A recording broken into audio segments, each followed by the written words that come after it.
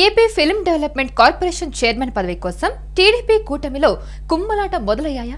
పవన్ కళ్యాణ్ సిఫార్సు చేసిన ఏఎం రత్నం పేరును బాలకృష్ణ అడ్డుకున్నారా? తన మద్దతుదారుడికి ఇవ్వాలంటూ బాలకృష్ణ ఒత్తిడి తెస్తున్నారా? బాలకృష్ణ కావాలని వివాదంలోకి చిరంజీవి కుటుంబాన్ని లాగారా?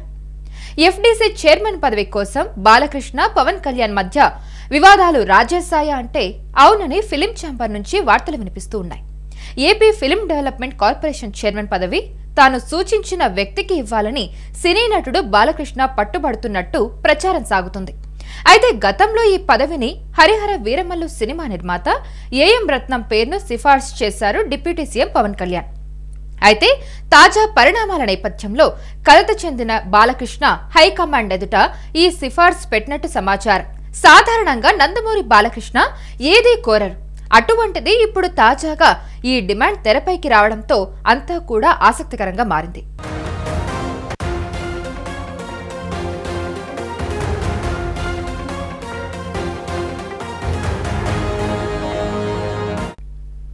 అసెంబ్లీలో నందమూరి బాలకృష్ణ చేసిన వ్యాఖ్యలతో పెనుదుమారం రగిలింది. నాడు వైసీపీ ప్రభుత్వ హయాంలో జగన్మోహన్ రెడ్డి సినీ పరిశ్రమను అవమానించారని బీజేపీ ఎమ్మెల్యే కామినేని శ్రీనివాస్ వ్యాఖ్యానించారు. అప్పట్లో చిరంజీవి అడగడం వల్లే వెనక్కి తగ్గారని చెప్పుకొచ్చారు. అయితే ఈ వ్యాఖ్యలపై వివరణ ఇచ్చే ప్రయత్నం చేశారు బాలకృష్ణ.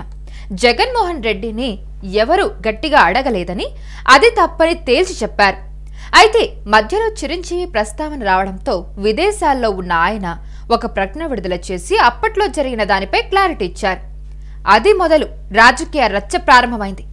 అయితే బాలకృష్ణ వ్యాఖ్యలతోనే అనవసర దుమారం రేగిందని, దీనిపై టీడీపీ నాయకత్వం ఆగ్రహంగా ఉందని ప్రచారం సాగుతుంది.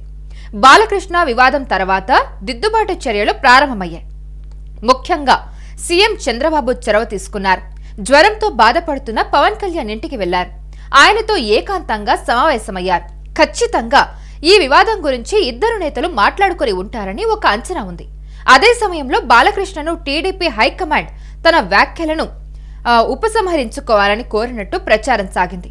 అయితే తాను తప్పు మాట్లాడలేదని, వ్యాఖ్యలను వెనక్కి తీసుకునే ఉద్దేశం లేదని బాలకృష్ణ తేల్చి చెప్పినట్టు ప్రచారం నడిచింది. అయితే ఈ తరుణంలో ఈ వివాదానికి మూల కారణమైన తన వ్యాఖ్యలను, తర్వాత జరిగిన పరిణామాలను రికార్డుల నుంచి తొలగించాలని బీజేపీ ఎమ్మెల్యే కామినేని శ్రీనివాస్ కోరారు. దీంతో స్పీకర్ కామినేని వ్యాఖ్యలతో పాటు బాలకృష్ణ వ్యాఖ్యలను కూడా రికార్డుల నుంచి తొలగించేశారు.